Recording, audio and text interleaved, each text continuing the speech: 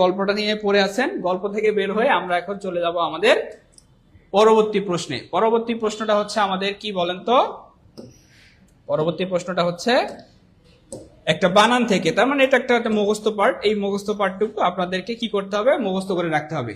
হ্যাঁ, আচ্ছা, এখন আসি এই জায়গাতে আমরা আসলে কিভাবে ভালো করতে পারি। আচ্ছা, ভালো করার একটা উপায় আছে, সেটা হচ্ছে ফজরের নামাজ পড়ে ভোরবেলা উঠে আপনারা হচ্ছে বাগধারা, বাক্য সংকোচন, বানান শুদ্ধি, ঠিক আছে, সমার্থক শব্দ, বিপরীত শব্দ, প্রবাদ প্রবচন যা আছে মুখস্থ অংশ সকালবেলা উঠে আধা ঘন্টা 1 ঘন্টা করে পড়বেন। মাথা ফ্রেশ থাকবে, ওই সময় মুখস্থ করলে মাথায় থাকবে, ঠিক আছে। এটাই একমাত্র উপায়, এছাড়া মুখস্থ পাঠে আসলে ভালো করার কোনো উপায় নাই। যার মুখস্থ বিদ্যা যত বেশি ভালো, সে তত বেশি আগায় থাকবে। আচ্ছা, এই হচ্ছে কথা।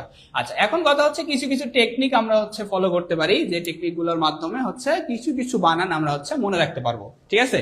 আচ্ছা, যেমন আমরা যখন একটা শব্দ দেখি,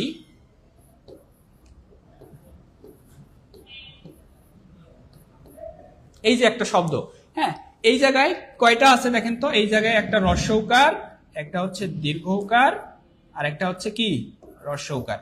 তো যখন তিনটা থাকে তখন প্রথমটা এবং 3 নাম্বারটা সেটা হচ্ছে হ্রস্বকার হয়, আর 2 নাম্বারটা আর দ্বিতীয়টা কি হয়, দীর্ঘকার হয়।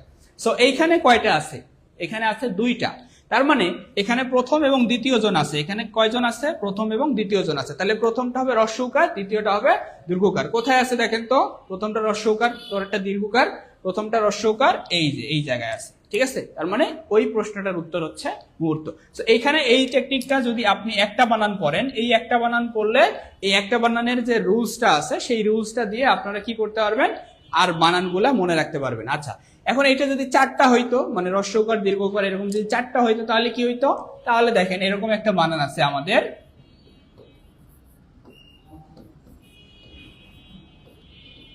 মুহুর্মুহু, শুনছেন না, মুহুর্মুহু গুলি চালালো।